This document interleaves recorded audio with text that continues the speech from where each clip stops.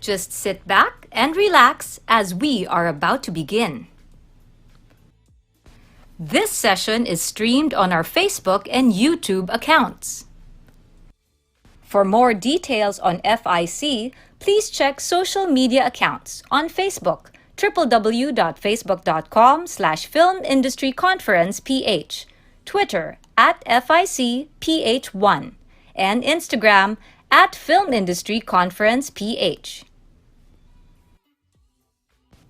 Film Industry Conference Online 2020 is presented by Film Development Council of the Philippines in partnership with Full Circle Lab, supported by International Film Commission partners, Korean Film Council, Singapore Film Commission, National Film Development Corporation Malaysia, and Film Philippines office with international partners Netflix, CFIC Lab, Locarno Open Doors, IFFR Pro Rotterdam Lab, Asian Shadows, and Raven Banner Entertainment. With local film festival partners Cine Kasimanwa Western Visayas Film Festival, Cine Filipino Film Festival, Cinemalaya Independent Film Festival, Pista ng Pelikulang Pilipino, and Q Cinema International Film Festival. Special thanks to Ortigas Cinemas.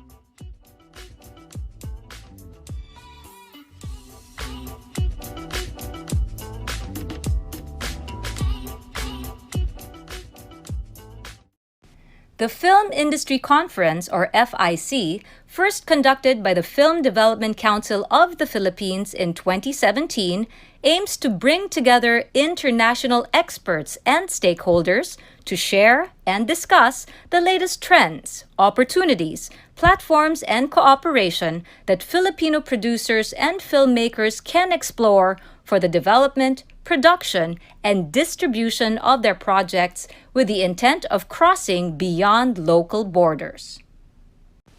As the Film Industry Conference shifts to an online platform this 2020, the Film Development Council of the Philippines is conducting the Film Industry Conference Online 2020 featuring local and international partners with a goal to continue the synergy between international experts, professionals, and stakeholders even online. This will be a great opportunity to give a platform and discuss the best practices, challenges, opportunities, and new norms of the industry given the current situation in a global pandemic. Film labs give platforms to producers and filmmakers to workshop and elevate their projects in development, explore international partnerships, and focus their projects on several aspects. Hence, FDCP offers this special public session on getting into online film labs. Our speaker for this session is a writer and a script consultant. Consulting, writing, and co-writing animations is a big part of her professional experience. She collaborates with top Polish animation producers such as Animoon, Ego Film, and Badi Badi. She has co-funded Polish script development workshop Atelier Scenario Zoe, which is dedicated to emerging writers developing their first or second feature. She's been working on numerous selection committees and jury panels, including Krakow Film Festival, Script Wars Award, One Movie Project, Torino Film Lab, Less is More, Sources 2, and tutoring for acknowledged script workshops. This talk will introduce the available international film labs that filmmakers and producers can take advantage of, and how to get with the available online tools and platforms. Let's all welcome Aleksandra Swierk.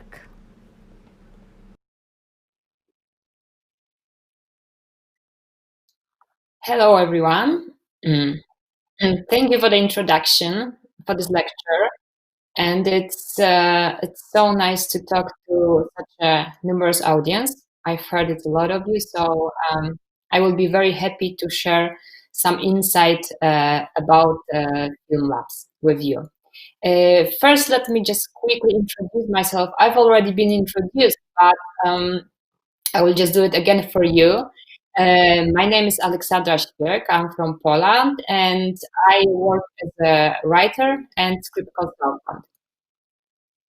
And my experience with labs is pretty complex because it covers many different roles.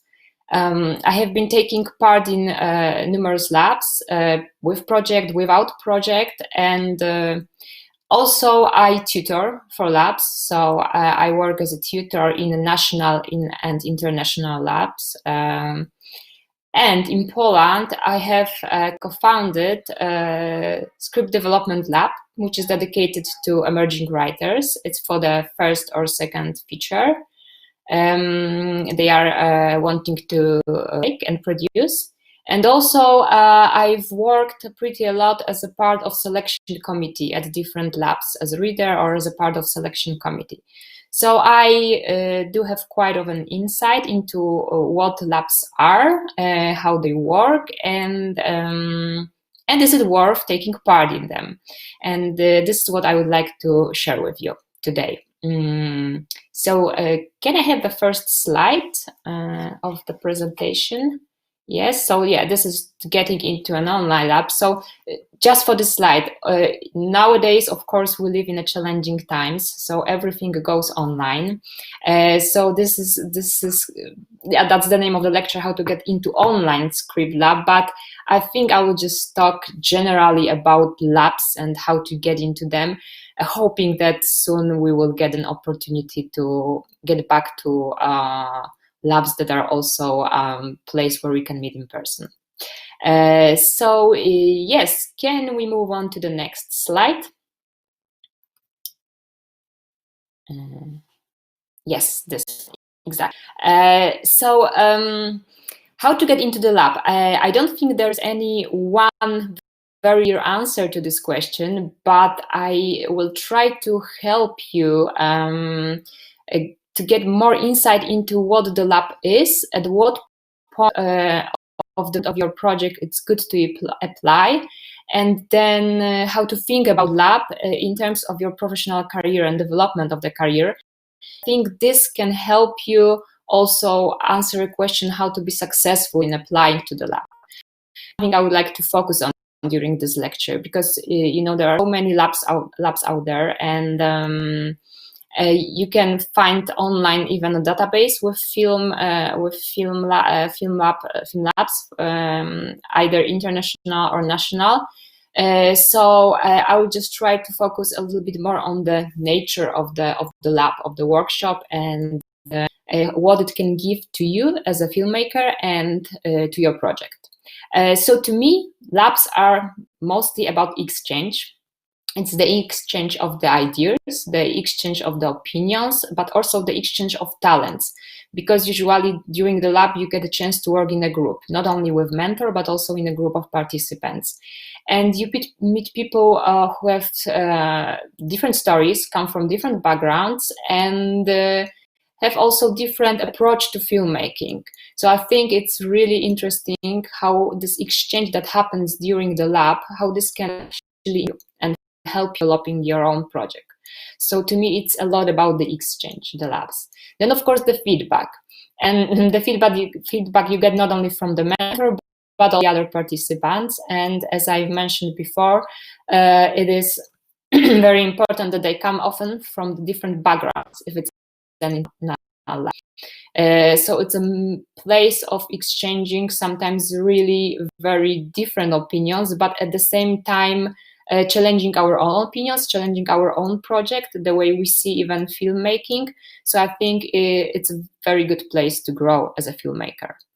Then before the progress, there's a community. Yeah, so I think it's very important. I've took part in many labs, and I have to tell you that it's your experience that you get from the lab is very important, and it depends on the group you have, the group you are working in, but also on the mentor. So community is something that is created during the lab, but then afterwards, I often stay in touch with the participants, and I think a lot of organizers of labs kind of try to keep the community together even after the lab is over. So this is kind of really also important part, because you establish some relationship, some professional relationship, and then and then you can anytime call to this person, you can reach out to this person, you can just ask something, or maybe even establish a cooperation, which also happened to me after a lab. So definitely community is the big part of labs. Then progress, it's the way, it's really a very good way to progress with your project, because you are kind of like during the lab, you have time dedicated only for this project, so it definitely helps. And this is somehow connected with the last point, which is the frames, right? Lab give you frames of work. So if you have hard times with motivating yourself and work project, then definitely lab will help you, will give you some deadlines, right?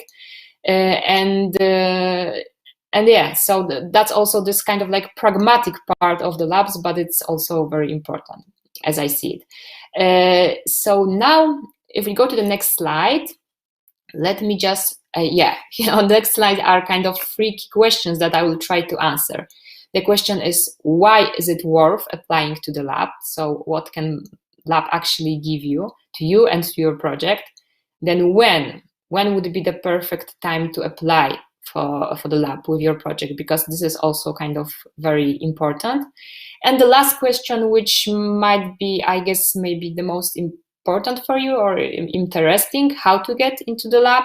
I will try to give you some tips and insight into the selection process. So hopefully this will help you. So let's move on to why, which is the next slide. Yes, the next slide is why and then. So let's start with artistic reasons. These are kind of like obvious reasons, because you go to the lab with your script to work on it and to make your story better, to develop it, to move forward with the project, right? You probably recognize there are those points when you work on the project, points in the process where you find yourself really confused with what you have, because you have already written several versions of either a treatment or a draft, and you are very much inside the project already, and you feel a little bit stuck, right? Because you do feel that it needs some more changes, but you are not really sure which direction that should go. And this is actually a very good moment to apply to the lab, because you will get a new perspective. I think this is something that's like the most important. You will get the new perspective on your project, on your story, and you will get a new perspective not only from mentor, as I've mentioned, but from the group of participants. And everyone would be asking a lot of questions about the project. So like, what was your initial idea? What is your biggest motivation to make this project? What is the urge to make this project? Why is it something that you want to show to the world, right? The story you have. So these are difficult questions, but if you face them during the lab and try to answer and dig deeper into them, then it will definitely help you to get a new perspective on your project. I think this is something very good. So you can start kind of fresh in a new place. But also, when your idea is pretty fresh and you are starting working on it, and you do kind of know what kind of story you want to make, but you are still struggling with some of those questions. Why the story is so important for me? Which direction would be the best for the story? How can I develop it further? Then it's also a good moment to go to the lab, because again, new perspective, and then the other participants and mentors, this will all help you to move forward with the project. But just bear in mind that you do need to have some answers already for your project, like why are you doing this, what is the most important for you? Because if you have only the very first idea that maybe you can tell the story, this might be a little bit too early to apply to the lab. but later I will also say a little bit more about this.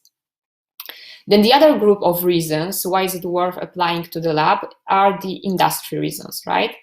So when you go to the lab and you are lucky enough to get accepted, and it's an either national or international lab, then you kind of like introduce your project, but also yourself as a filmmaker to the industry. So remember that the moment that your project gets accepted into the lab, it's kind of like the beginning of the journey of the project. Maybe international journey, maybe a successful journey, but it's already out there. It has been introduced, and also you as a filmmaker, you get attached to this project. So the adventure starts, right? So I think it's very good. It's important, but again, bear in mind that it should not happen maybe too early. Because once the project is out there, everyone knows the project, but also everyone has kind of like opinion on your project already, which is natural, right? Then again, industry reasons. You of course get a chance to network with other participants, but also with tutors, but also with organizers, also with people from the industry that you meet during the pitching sessions, because many labs finish with pitching sessions where you get to present your project in front of the industry audience. So it's perfect place to network and find possible future collaborators. Remember, not only for this project, because the relationship you establish during the lab, as I said, it can last years, and then you are in touch with those people and you can work on other projects together. So this is also a very important reason to get into the lab. Why is it worth getting into the lab? And then, there are also labs that are attached to the festivals, to the big festivals. It's like, for example, Venice, Toronto. I think at Cannes there's this Atelier script lab also for directors, and Sundance. So this is also kind of a way if you want to introduce yourself to the event, like get to know, get a little bit insight into the event, also the festival. It doesn't mean that if you develop your project at the lab, which is attached to the festival, it means that you will get into the festival later with the film. But it is a nice way of introducing yourself there, I guess. So that's just another point. And then pragmatic reasons. Pragmatic reasons will be mostly about what I've mentioned before. It's the frame of work that lab gives you. So there are deadlines. You need to deliver specific materials like new drafts of the treatments or of the script.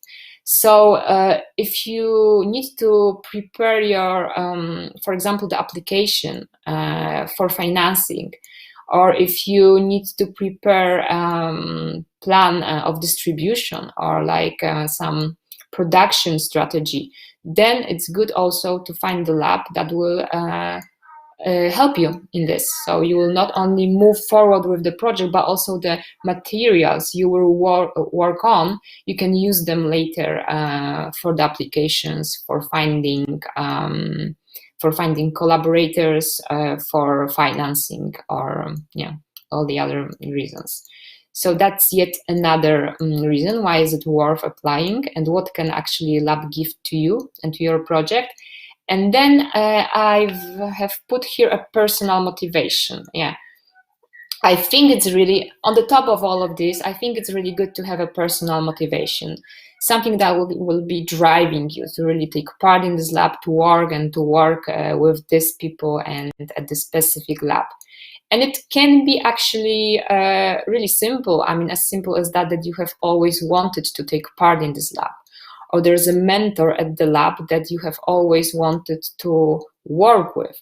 Or also maybe you feel that your project or you as a filmmaker kind of like really resonates with the profile of the lab. Then it's, I think, a very good personal motivation, which can be on the top of this all. Why is it worth applying?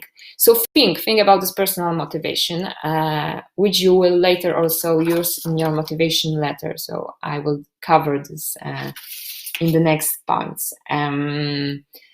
So then the question is, when is it a good time to apply to the lab? And yes, I already have a new slide. Thank you very much. And I have written this answer that it should be the point when you know where you're aiming, but you are still open to possible ways of getting there. What does it mean? It goes both for the story, but also for the strategy of the whole project. So when you apply to lab, you need to know what kind of story you want to make, more or less. So you are kind of imagining the film that you want to make, produce, write, depending on what stage of the development are you. But also you are not so advanced with the development that you are kind of close to possible direction the project can. Because as I told you, during the lab, during the discussions, you will be asked a lot of questions, and those questions open a lot of possible ways for your story to develop, right? And it opens a lot of possible shapes your story can take. And that's the whole point of lab, right? This exchanging, and by exchanging, inspiring you.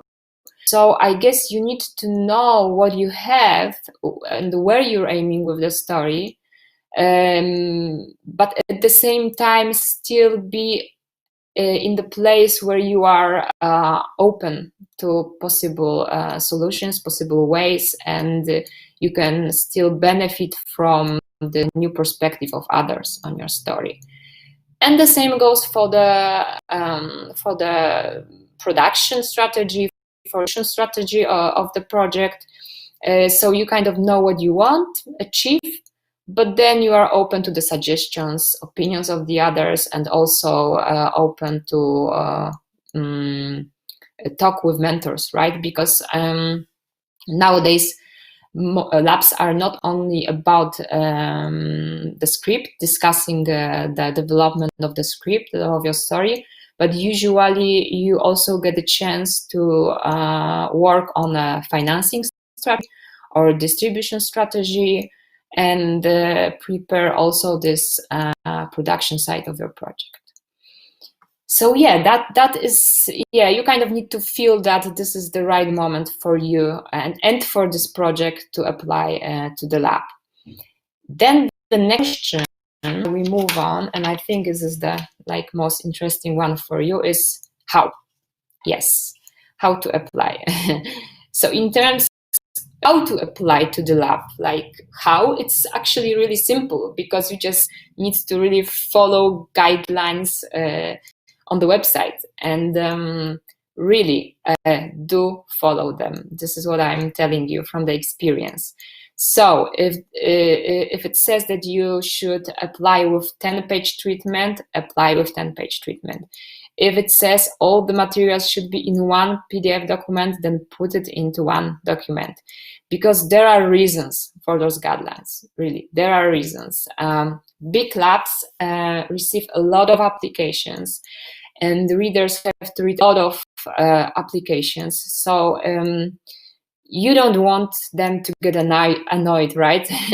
So if they try to send the documents that you are asked for, right, and in format that you are asked for, if you do this, then you are already on the safe side. And just remember.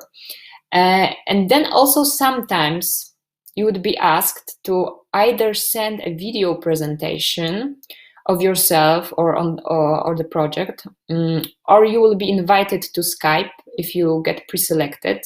And then I know that many people applying to labs wonder what is it about, what is this video presentation, and why this Skype thing, what I supposed to do with that. So the thing is that selection committees read a lot of projects and they get some idea about the project from the application, from what they read, right? But they also want to get idea, sometimes a little bit more idea about you as a person, right? What kind of person are you? What kind of filmmaker are you? And how can you actually contribute to the group of participants, right? Because the dynamic within the group is very important, and selection committees also take it into consideration a lot while choosing the participants and while making the groups, right? So don't stress too much about this video thing or Skype thing. You don't have to be very precise in presenting the story you have. I mean, as long as you stick to the format, whatever it is, 3 minutes, 4 minutes, 5 minutes, don't be stressed or if you forget to mention something, or if you were not so fluent with telling your story. I guess it's supposed to be personal, right? It's supposed to be personal and show a little bit of what kind of person are you, what is your character, what is your temperament, right? So that's why you would be asked at sometimes for those kind of ad materials. Don't worry, this will just, this is just another step on the way of getting into the lab. And then there's, of course, the question, how to get into the lab.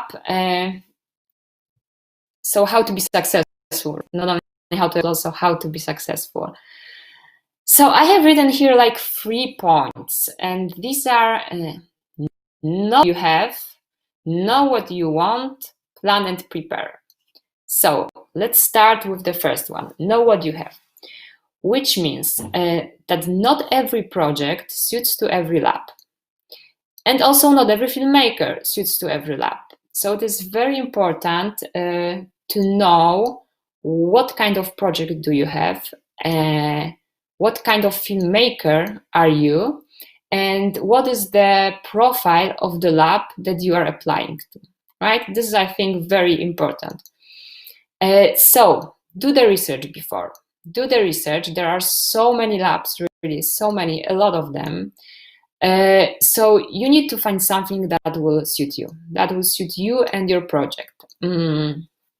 Do the research before and think if this project will benefit from taking part in this lab. Then, of course,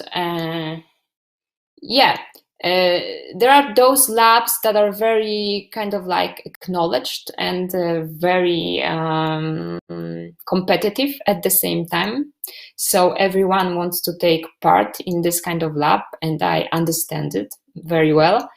But before you try applying there, think, because maybe at this point of your career, with the experience you have, with the credits you have, it might be too early. It might be too early, and maybe it's not worth spending so much time preparing applications to all the biggest and most competitive labs when you can also apply to, let's say, some national lab. And the experience you will get from the lab, if you land in a good group, if you have a tutor that you will find like the common language with, will be amazing anyway, and will help you with the project. So consider this also. Where are you in your career right now? What is your experience? And think of the lab, this is also very important, as kind of a step on your professional development, yes, your professional journey. So is it the moment for you to apply to the most recognized labs, or is it maybe too early? Maybe you would benefit from some other labs. So do your job with the research and think about the nature of your project and what kind of film you imagine in the future that it will be. You can also ask people who took part in the lab, or I don't know someone who took part in some labs. Ask them what is their experience, ask them for advice. If they know you and if they know the project, then maybe they can help you, they can advise you if this is the place for you, if this is the place, the lab that you will benefit from. So this is also a good way. And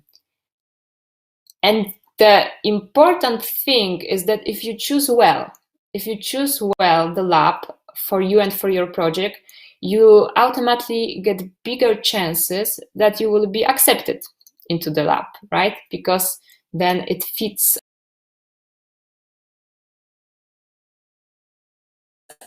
Then the next point is know what you want.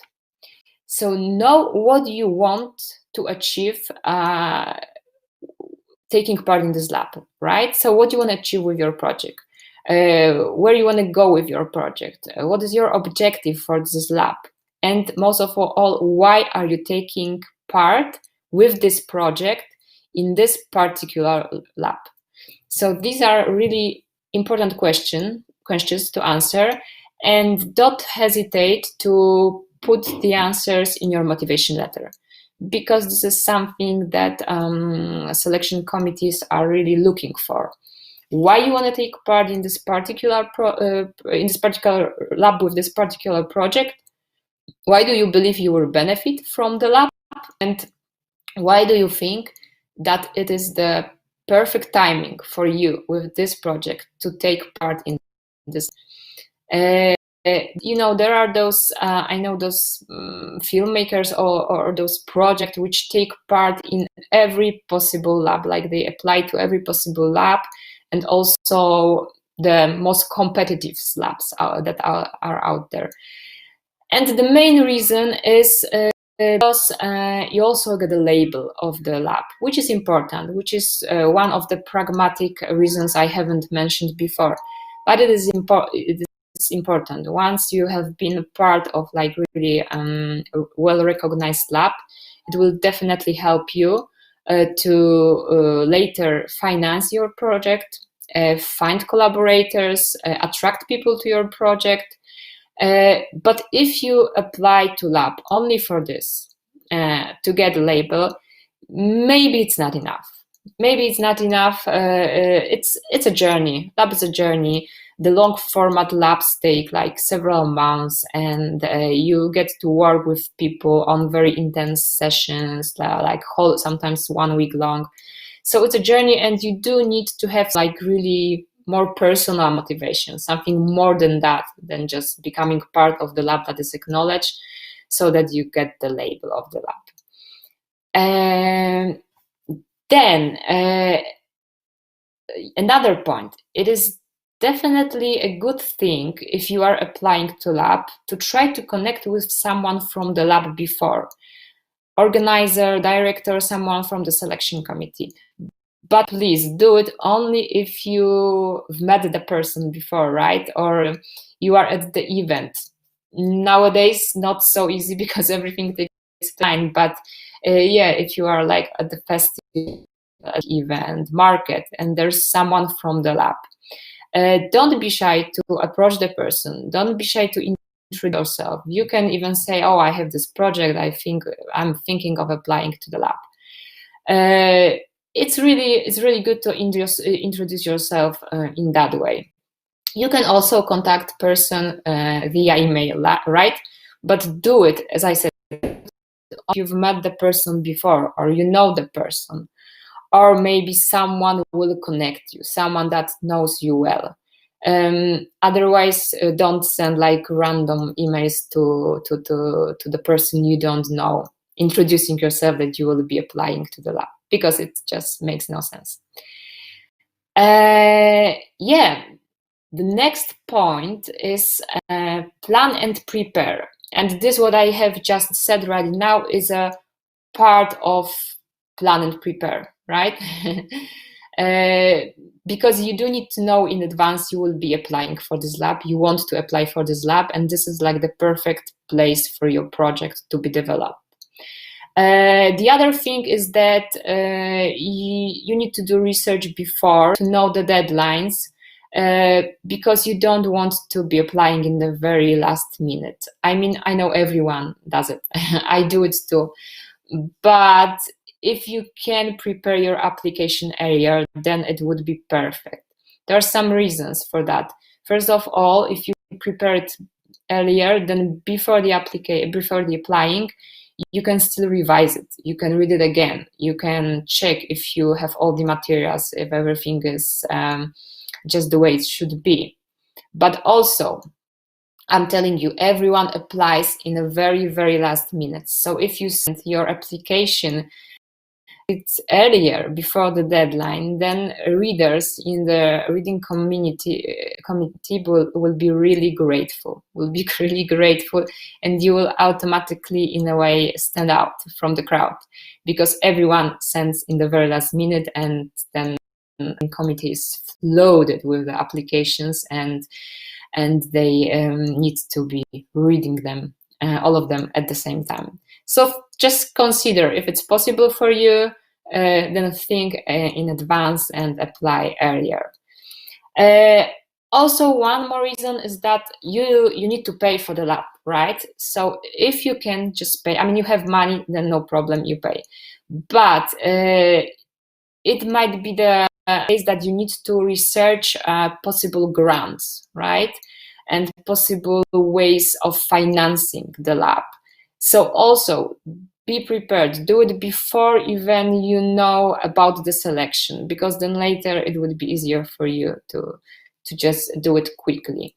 So yeah, so it's really important. And also, if you plan and prepare before, then it will be for you automatically more natural. I mean, you can fit in the deadline into the frames of the development of the project, so so that you know at what stage is your project. Is it development, is it treatment, is it draft, and then you will know when is the deadline, so you will not be forcing so much the materials that for example, you have synopsis, and then you have to write from the synopsis treatment, and you have only 2 days for that, because this will not, I don't think it can be successful. I mean, in some cases it can be, but it's better to know before that you will be applying. And yet another thing are the materials which I have just mentioned. And I think this is the next slide already. Yes, synopsis, treatment, draft, and the intention letter.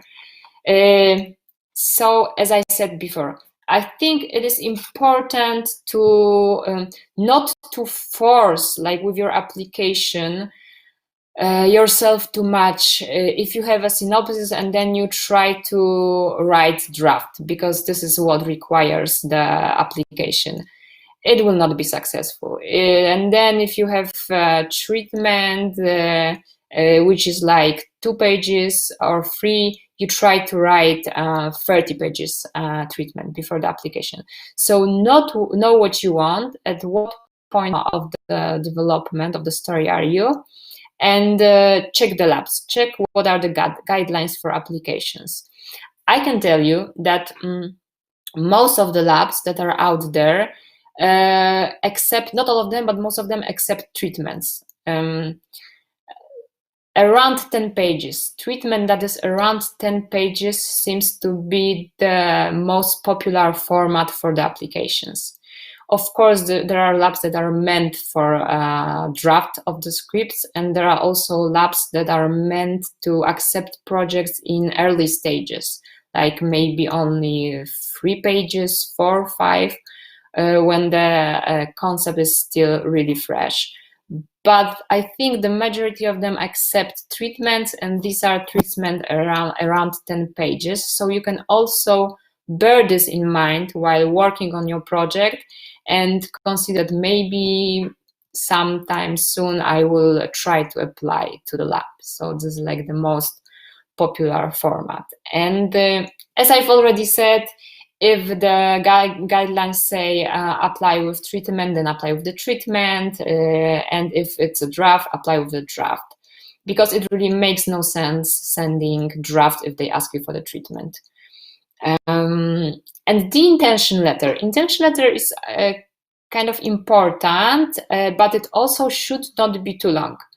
because I've seen intentions letters that are like 3-4 pages. This is too much. This is too much for the intention letter. Because if you answer yourself questions, the question that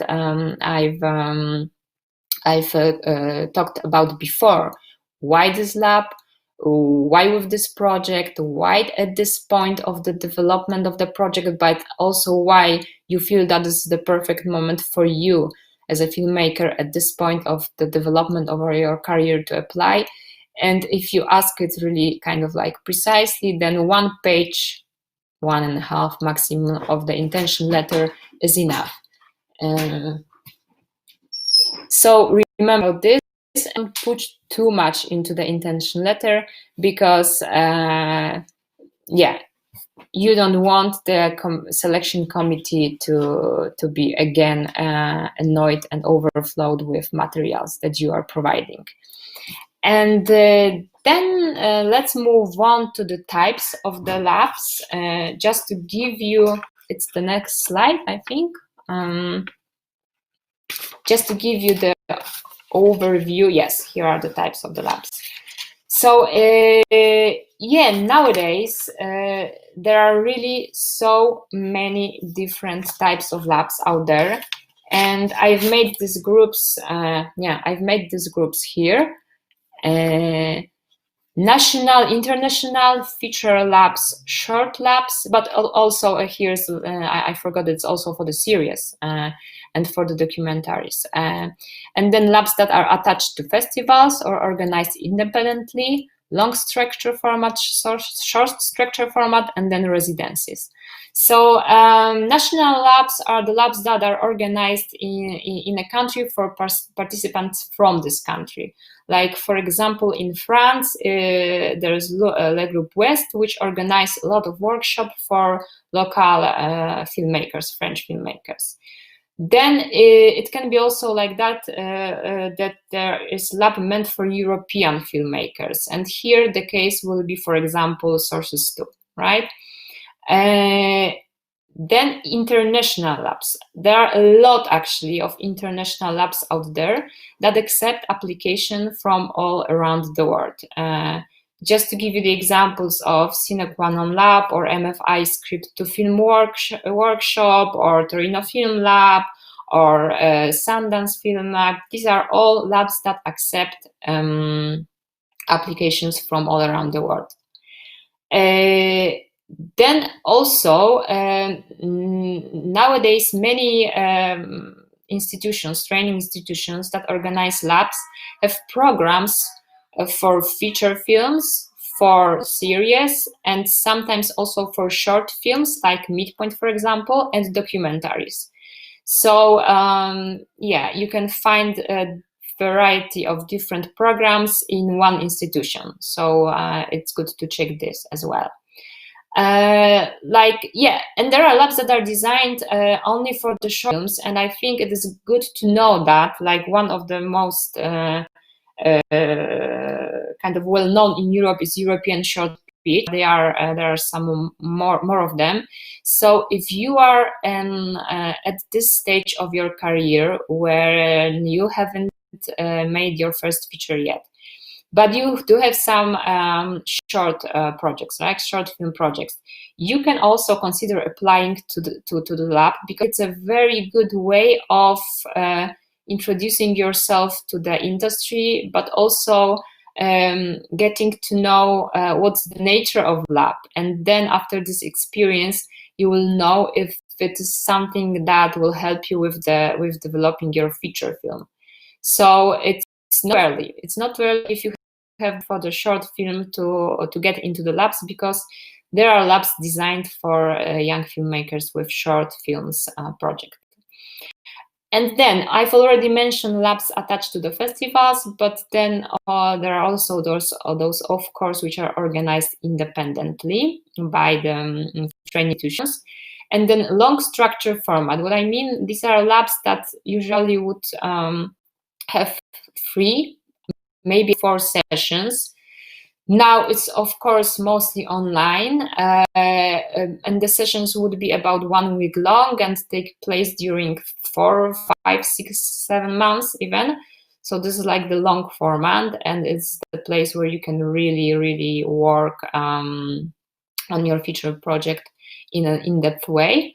But also there are labs with a shorter structure, like for example Script Circle in Berlin, where you can apply with your project and have this intensive like weekend. It's around the weekend, weekend, 3 days, to do some brainstorming in your project, to get some insight, and to hear the feedback from the group and from the tutors. So whatever suits you at this point, then you can find this.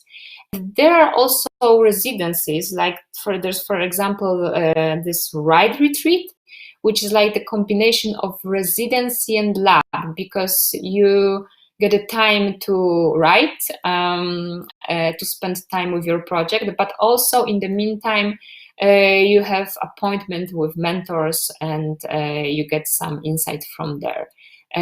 Also, I think Pustnik, which takes place in Romania, is this kind of residency, and it is designed in this way that there are free participants from Romania, and then 5 who are international. So as you see, there are many different combinations and possibilities. So if you do the research, you will definitely find something that will be good for your project at this point. And now a little bit about my personal experience with labs. I mean, why am I doing this lecture? I am doing this lecture because I really strongly believe in a lab as a great place to work on your project. It always has helped me move with my project a lot, but it also, I believe, it's a very inspiring experience anytime, and it's not only helps you work on this particular project, but also opens your mind to the insight of the other participants who have so many different experience, and like come from different backgrounds, and are so different kind of people and filmmakers, that automatically it always has been for me very inspiring. I think also if you apply to the international lab, it's really good that you can check your project with this diverse audience, right? Because as they say now, local is the new universal, which is correct. We kind of all look for the local stories, but at the same time, during such a lab, you can check if your local is universal enough, so that the other people understand just in a way that you want them to understand it, and can engage in the story.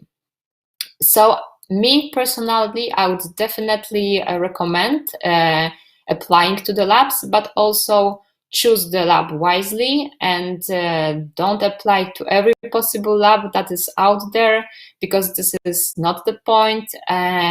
But once you find a good lab, and your application will be accepted, and you will find a good group with inspiring people and tutor, I'm sure you will benefit from taking part in the lab, and I'm sure you will want more of the experience. I guess that's more or less it. I tried to give you a little bit insight into the labs, how they work, and how they are designed, and what you can get from the lab for you and for your projects. But if you have any further questions, I will be really happy to answer them. So I think we can open here our floor for the Q&A.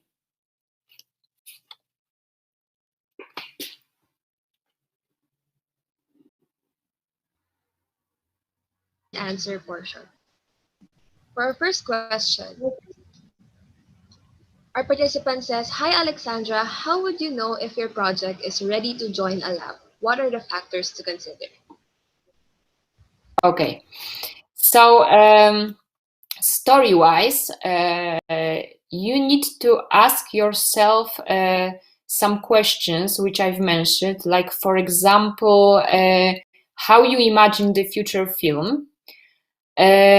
What is your kind of like to tell this story, your motivation to tell this story, why you think this story is very important for you? And you can also think of like the core of the story, what is the most important in the story for you. So once you know the answers to those questions, I think you can work with your story during the lab, find different possible ways of delivering the story. So yeah, the story wise, you need to kind of know where you are going, what you want from the project. Then it is a good moment to apply to the lab. Because if you are confused, don't know, then the lab will be not so helpful for you, because you need to find those answers for yourself before. And then it comes to the stage of development, like in terms of material. Is it synopsis? Is it treatment? Is it draft? Well, it all depends what are the requirements from accept for the applications. I think, yeah, there are labs for the early stages. As I said, there are labs for the treatment, there are labs for the drafts. I think whenever you feel like you and the project is ready for some input from the other participants and from mentors, there is room for that still in the project and in your mind, then you are ready to apply for the lab. That's how I will put it, I guess.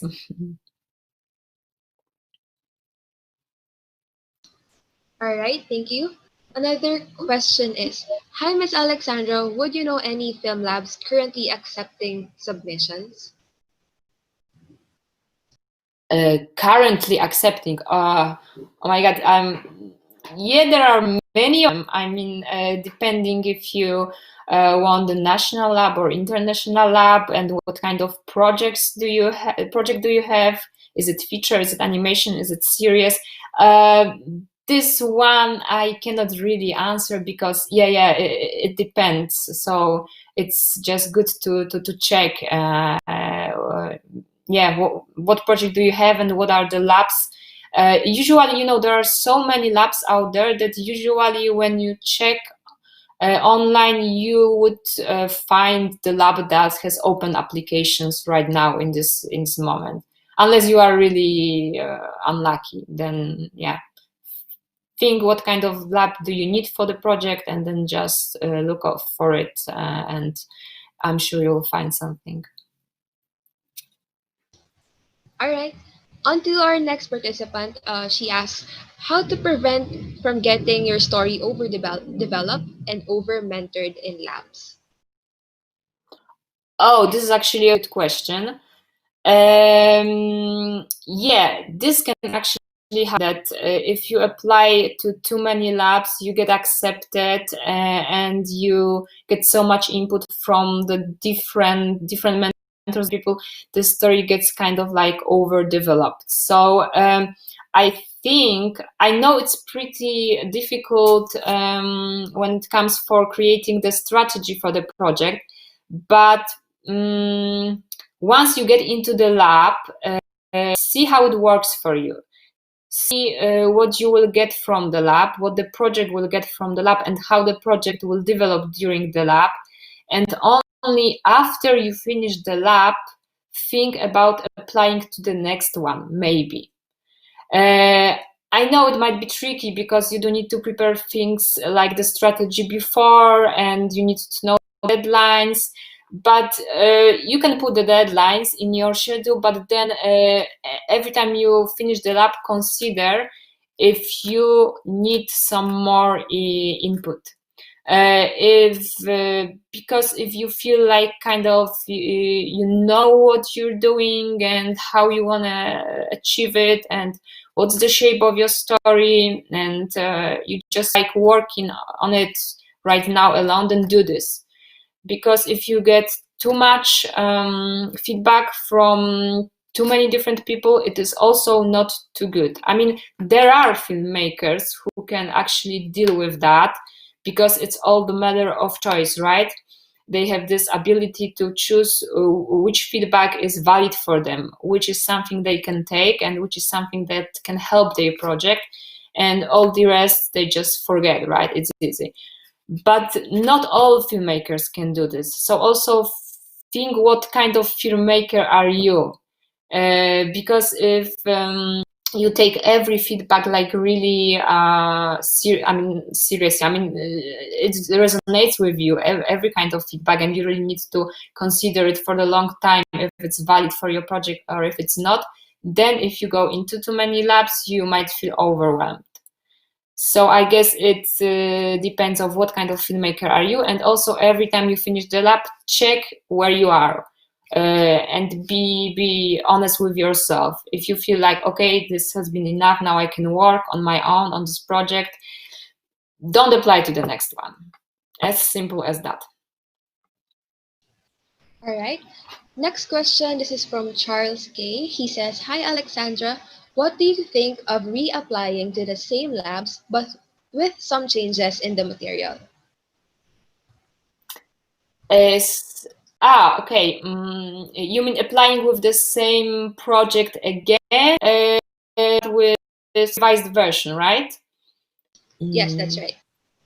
Okay, so it depends on the lab. For example, the one that I have co-founded in Poland and that we organize, we do accept such applications. So if you don't manage to get into the lab and then you apply the next year with revised project, then it's okay. But it really needs to be revised, because it's good to really, if you don't get into the lab, then read your project again, think about it, think about the story, and maybe work on it a little bit and write a new version, because applying with exactly the same material, it's maybe not such a good idea. So if you really do your job and write a new version, then of course, why not? But I'm not saying for the all labs. I don't know what is the policy of the other labs out there. So that just would be from my perspective, because if you kind of found a way to progress with the project on your own, and then it's maybe even better, it's in more interesting place, then why not? You can apply again. Thank you for that. Next question is from Paulo Bitanga. He says, "Thanks, Alexandra. How essential is it to have a producer or a producing team for more script-focused labs? Is applying without a producer a disadvantage?" So yeah, it depends on the lab, because sometimes in the guidelines on the website and the regulations, you will find that it's specifically said that you need a producer and you can apply only with a producer.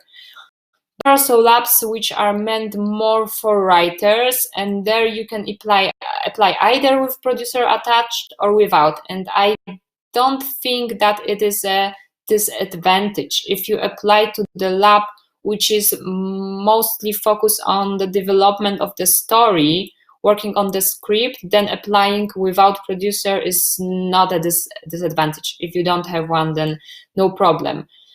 But if it's a lab that is also focused on the working on production strategy, distribution strategy, and all of that, then of course you would need a producer, because you would be focusing on working on the story, and then there's the part for the producer.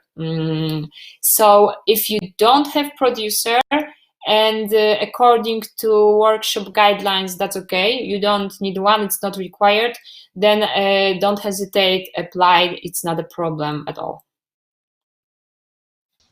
All right. Next question for you, Alexandra. They say, "What advice can you give to beginner filmmakers entering labs who still don't have a portfolio?" The portfolio, right? Yes. What advice can you give to beginner filmmakers? Mhm.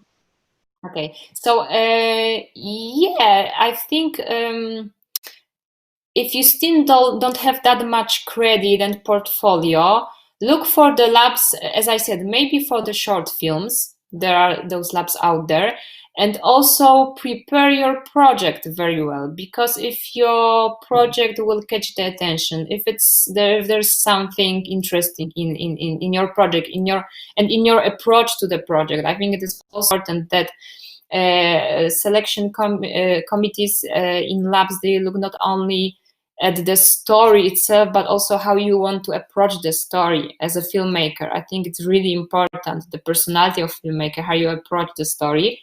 So think about this and prepare this very well, and there are chances you can get into the lab. I mean, of course, it's good to have some credits already and some recognition, maybe short films that has been on the festivals. But if this is not the case, you can still try, just prepare the project very well, and kind of let the selection committee see what kind of filmmaker are you.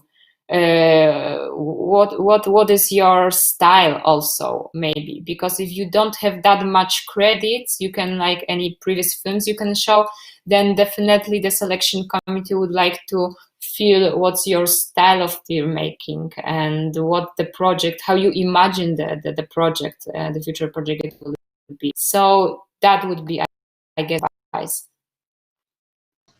All right, another attendee asks, "Hi Aleksandra, do you also have tips in pitching films?" Pitching films. Yeah, pitching is the whole new different topic. It's huge. So yeah, I've mentioned that many labs, at the end of the lab there is at the many labs at the end there is the pitching. So it's the time when you get to present your project to the industry audience, and these are producers, directors, people from financing institutions, film regions, many of film industry professionals. So this can be a little bit stressful, but it is also, preparing for such a pitching is a good way of revising your story, actually, because you have a limited time in which you need to present the story that you have in a way that will be engaging for the audience. So preparing the pitching is like thinking about your story, like in a nutshell, right? So I think it's a good exercise, and yeah, pitching is a really complex thing, because at the same time you need to present yourself and project in a way that will be engaging to the audience, but also try not to overperform, right? So if you are not the kind of person that would be natural on stage and throw around the jokes and things like that, don't do that, because so you also need to be kind of like natural. So it's about, mostly, if I need to put this like shortly, now it's about finding balance of delivering the pitching that is engaging for the audience, but at the same time shows the true nature and mood of the project and of you as a filmmaker. So it's not like just the show, pretending that you are something else, but also gives insight into you as a person and into the mood of the project. So I think this is like the key thing. But as I said, there are whole like separate trainings how to pitch, and it is a big topic. All right, thank you for that. Next question is, hello, as a mentor in labs, how do you make sure that you deliver your criticism and evaluation of a project and connect to the filmmaker? Oh, that's a really good question. That's a really good question. This is something I could talk about a lot. So the thing is that the first which is important, is that every time you talk about the project, you refer to the project, to the story. So maybe this might sound like something obvious, but sometimes it happens that someone criticizing your story automatically kind of like criticize your ability, right, to write the story. And this is something that definitely should not happen, because you are talking about the story, about the material that's on the table. And this is really, really important, because then somehow, although the filmmaker is very connected to the material, it becomes about the project, not about himself. So I think it's really important to remember about that. Then again, good mentoring would be mostly about asking questions.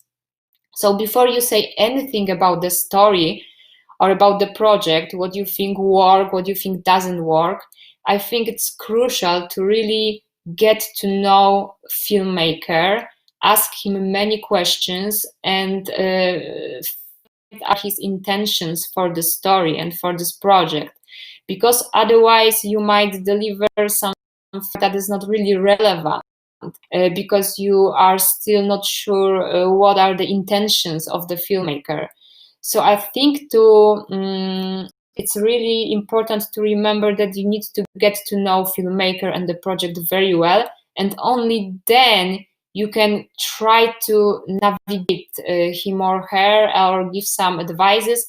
But still, it would be mostly about asking questions about the project and sharing with the filmmaker what resonated with you in the project and what you were maybe confusing for you. So this will give the filmmaker the idea on what points he can still work, and what are the fields for development, and what is the audience, how audience perceive his project, right? So then he can see if this is the direction he's aiming for. So I guess that would be the most important things, because do not have the connection with the with filmmaker as a mentor, then it's really difficult. It's really difficult to help filmmaker, and it's really difficult to inspire filmmaker.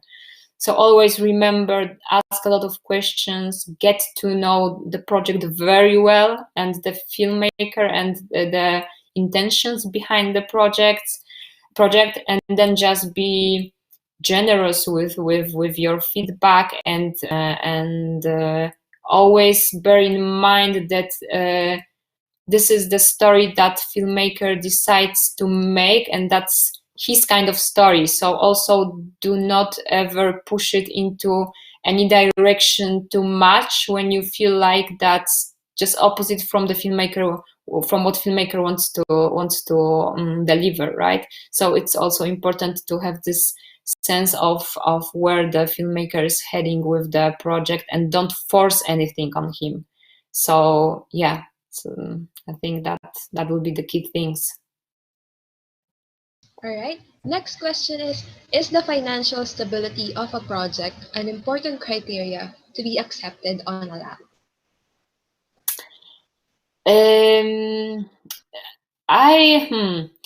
I don't know about if financial stability, but there are labs where it is required, if you apply, that you already have some financing secured. So that's for sure.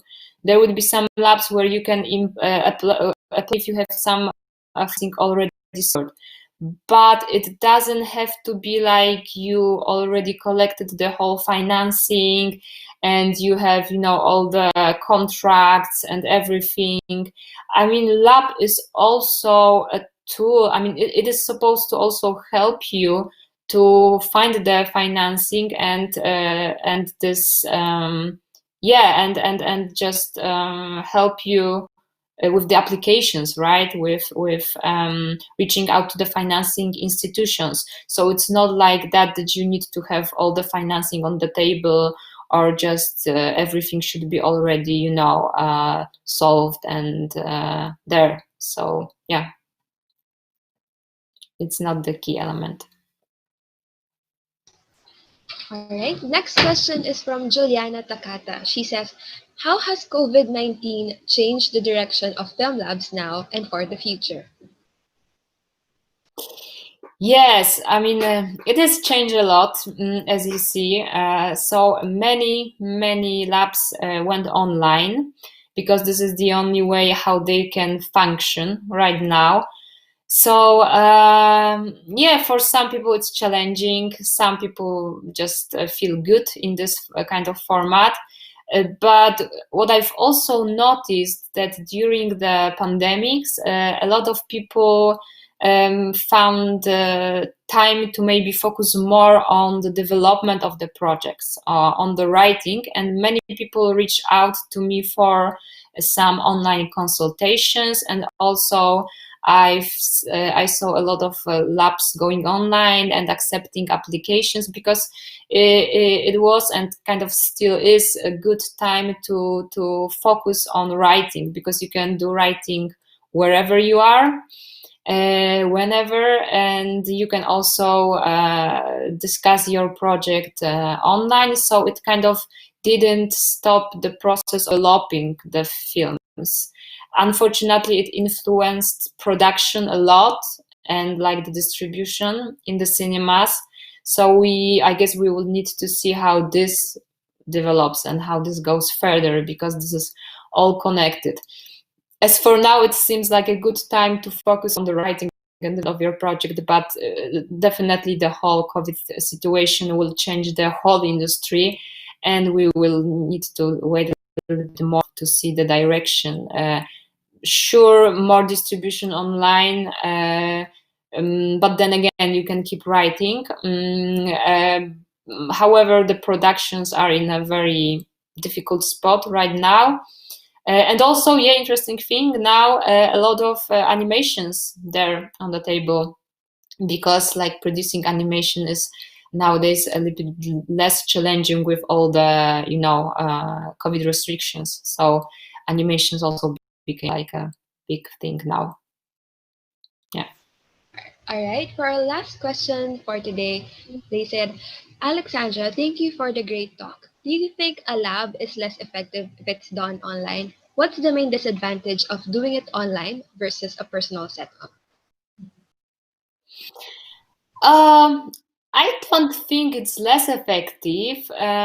However, there are several challenges, and from my perspective, the main challenge is that when you meet with someone in person, you have this time together, then the workflow is different, because you can just sit in either in the conference room or just somewhere, also hang around, talk about project, and there is not so much of a time pressure, because if you go online, it requires a different kind of focus.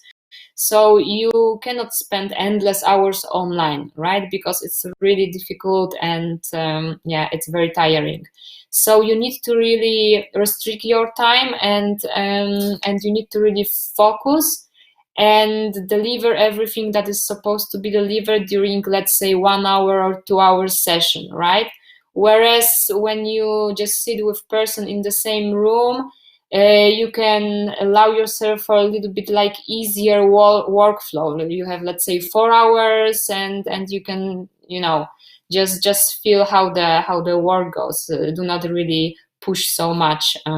So I think that's the only kind of like challenge, that you are restricted in. You have like more strict time frames, and it requires a lot of focus to stay online and also maintain somehow the relationship, the contact.